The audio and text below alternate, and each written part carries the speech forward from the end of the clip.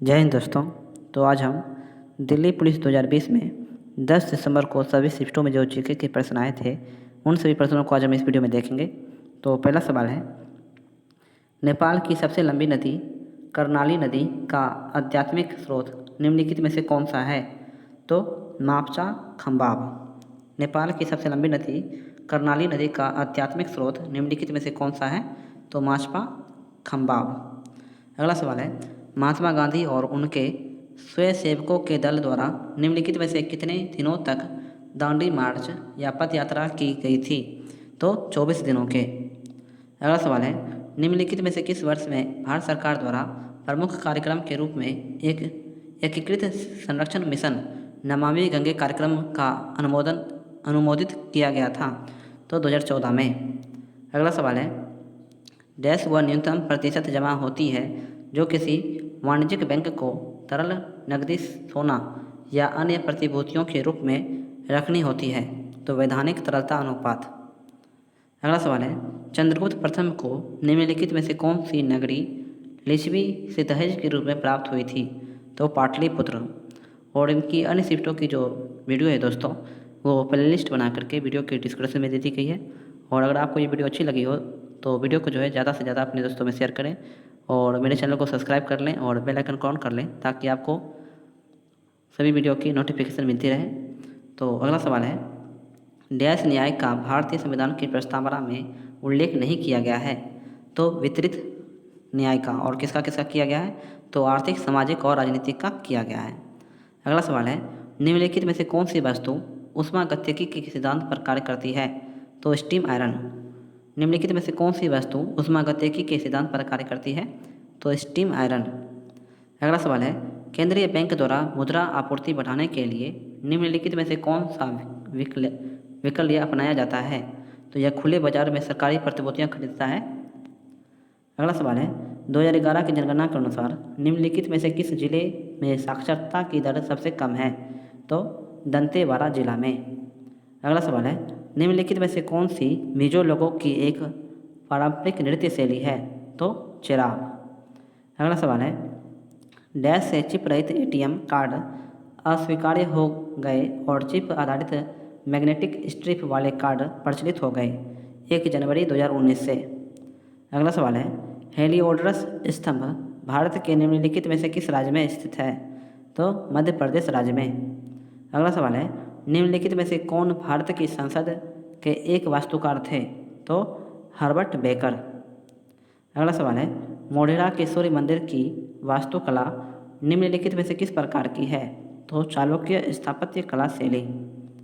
अगला सवाल है, संयुक्त राष्ट्र संघ द्वारा निम्नलिखित में से किस अवधि को अंतर्राष्ट्रीय जल एवं स्वच्छता दशक घोषित किया गया था?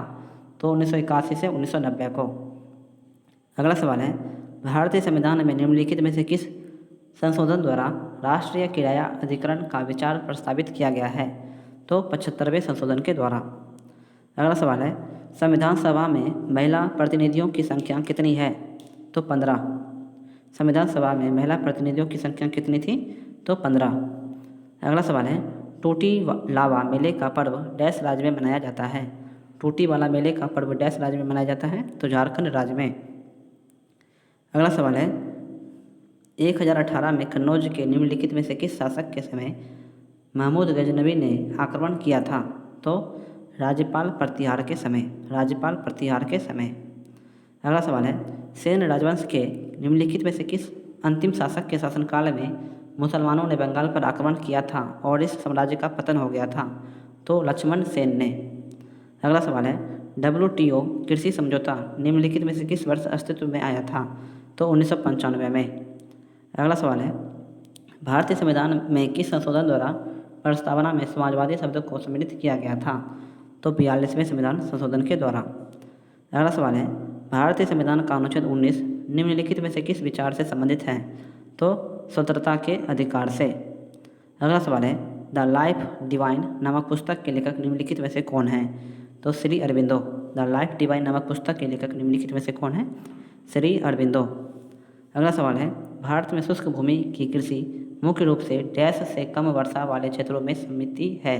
तो 75 सेंटीमीटर से।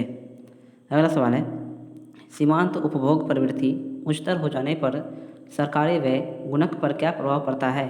तो यह अधिक हो जाता है। अगला सवाल है, महमूद गावा डैश साम्राज्य का एक प्रतिष्ठित मंत्री था? तो बहमनी साम्राज्य का। अगला सवाल है, एग्री रिवर नामक पुस्तक के लेखक निम्नलिखित में से कौन है? तो रस्किन बॉन्ड। एग्री रिवर नामक पुस्तक के लेखक निम्नलिखित में से कौन है? Ruskin bond. अगला सवाल है, नॉर्थ यांग एकात्म भारत के निम्नलिखित में से किस राज्य में स्थित है? नॉर्थ यांग एकात्म भारत के निम्नलिखित में से किस राज्य में स्थित है? तो मेघालय में। अगला सवाल है, निम्नलिखित में से किस जीव के 3 हृदय होते हैं? तो स्किप्ड। अगला सवाल है, चुंबकीय क्षेत्र की ओर किसी वस्तु को आकर्षित किए जाने के बजाय इसे प्रतिकर्षित किए जाने की परिघटना को निम्नलिखित में से क्या कहा जाता है? तो माइसनर प्रभाव। अगला सवाल है, गंगा का निचला मैदान भारत के निम्नलिखित में से किस पड़ोसी देश तक विस्तृत है? तो बांग्लादेश तक। अगला सवाल है, तारपा नृत्य डैश का एक लोक नृत्य है? तो दादर और नगर हवेली का। अगला सवाल है, संविधान सभा में उद्देश्य प्रस्ताव निम्नलिखित में से किसके द्वारा प्रस्तुत किया गया था? तो जवाहरलाल नेहरू के द्वारा। अगला सवाल है, न्याउली डैश राज्य का एक लोकगीत शैली है? तो उत्तराखंड का। न्याउली डैश राज्य की एक लोकगीत शैली है? तो उत्तराखंड राज्य का। अगला सवाल है, निम्नलिखित में से कौन सी मृदा दक्कन के पठार के पूर्वी और दक्षिणी भाग में कम वर्षा वाले क्षेत्रों में क्रिस्टलीय आग्नेय चट्टानों पर विकसित होती है? तो लाल मृदा। अगला सवाल है, निम्नलिखित में से किस वर्ष में बैंकिंग विनिमय अधिनियम 1949 में से जम्मू एवं कश्मीर राज्य को छोड़कर शब्द हटा दिया गया था? तो 1956। निम्नलिखित में से किस वर्ष में बैंकिंग विनिमय अधिनियम 1949 में से जम्मू एवं कश्मीर राज्य को छोड़कर शब्द हटा दिया गया? तो 1956 में। अगला सवाल है, निम्नलिखित में से कौन सी पर्वतीय दर्रा अरुणाचल प्रदेश के हिमालय क्षेत्र में अवस्थित है? तो दिफू दर्रा। अगला सवाल है, निम्नलिखित में से कौन से चालुक्य शासक कीर्तिवर्मन प्रथम के पूर्ववर्ती थे?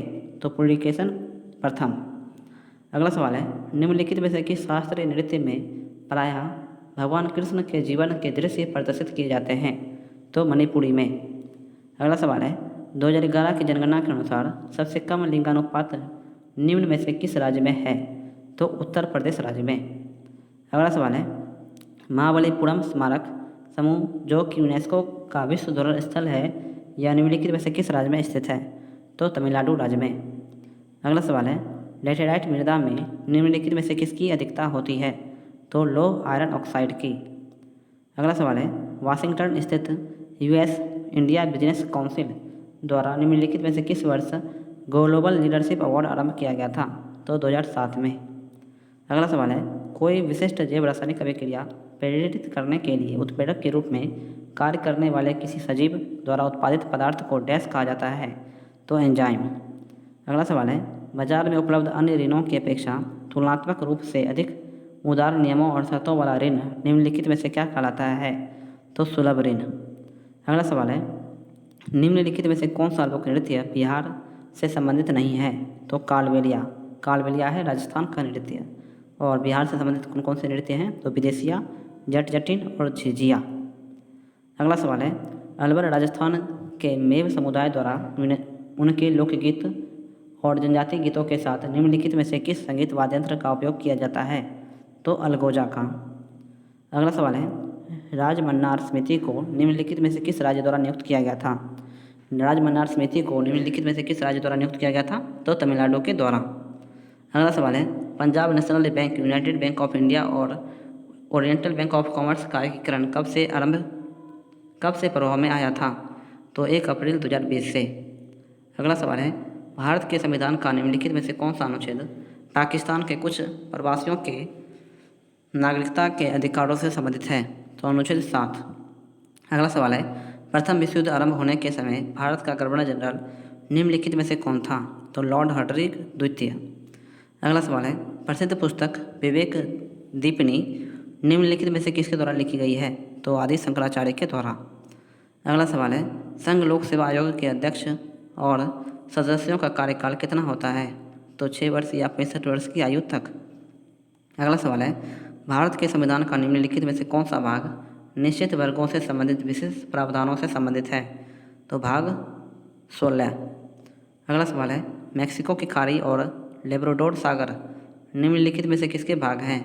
तो अटलांटिक महासागर के। अगला सवाल है, IFSC कोड डैश अंकों वाला संख्याओं और अक्षरों से निर्मित कूट होता है जो विशिष्ट रूप से किसी बैंक की शाखा को चिन्हित करता है?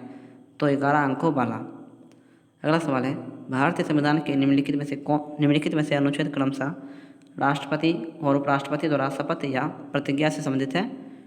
तो अनुच्छेद 60 जो है राष्ट्रपति से और अनुच्छेद 69 उपराष्ट्रपति से संबंधित है।